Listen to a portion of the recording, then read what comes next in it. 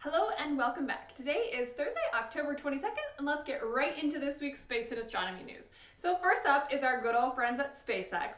So they just had a successful Falcon 9 launch on Sunday, October 18th, which launched 60 Starlink satellites into space. And they're doing it again today. At about 12:14 p.m. today, they're planning to launch 60 more Starlink satellites on Falcon 9. And if you're keeping track at home, these will be the 18th and 19th Falcon 9 launches this year alone.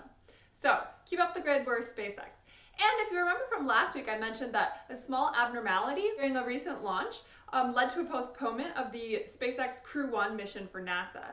So SpaceX has a launch coming up on November 9th, and NASA has announced that they're going to use that launch to confirm whether or not they can go forward with the Crew 1 launch and make sure that everything is nominal for the SpaceX launch on that day. And so good luck to SpaceX, and hopefully everything is good to go for the Crew 1 launch sometime later in November.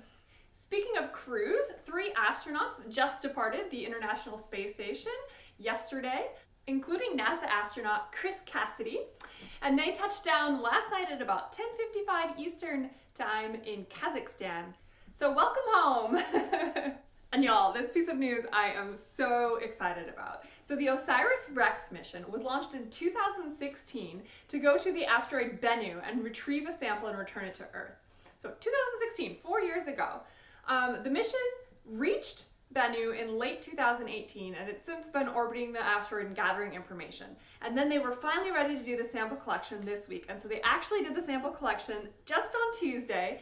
And yesterday they released these images, and oh my gosh, it's mind-blowing. It's so cool. I don't know how you can't get excited about this. We literally went to an asteroid and punched it to take a sample. I think it's great. This is the first time the US has led a asteroid sample collection mission. Japan already did one.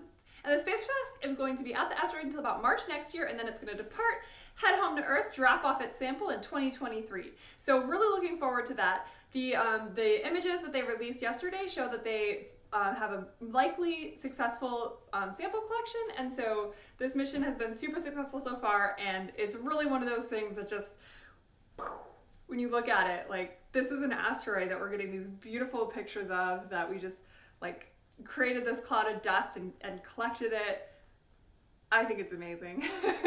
Lastly, if you may recall, in September, a group of scientists published a paper announcing that they had detected phosphine in the atmosphere of Venus. Now, phosphine was expected to be a biosignature. It's produced by biology here on Earth, and while it can be produced abiotically on other planets such as Jupiter and Saturn, we don't expect those conditions to exist on Venus.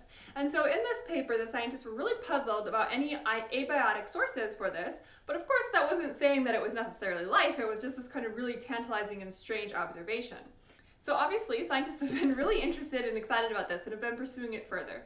So on the one hand, a pair of scientists proposed that volcanoes could possibly be an abiotic source for this phosphine.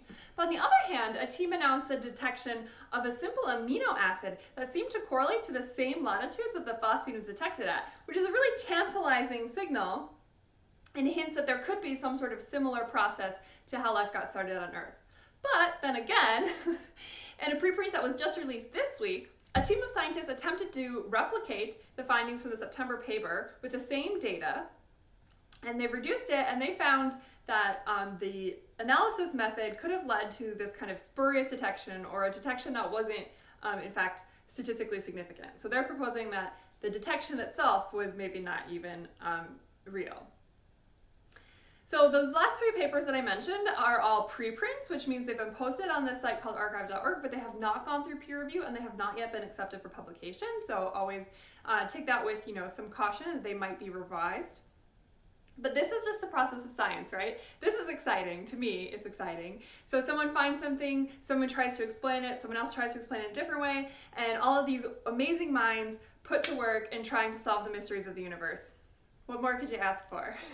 So stay tuned to see how this saga continues to unfold. Well, that's all I have for this week's Space and Astronomy news. I hope I'll see you again next week.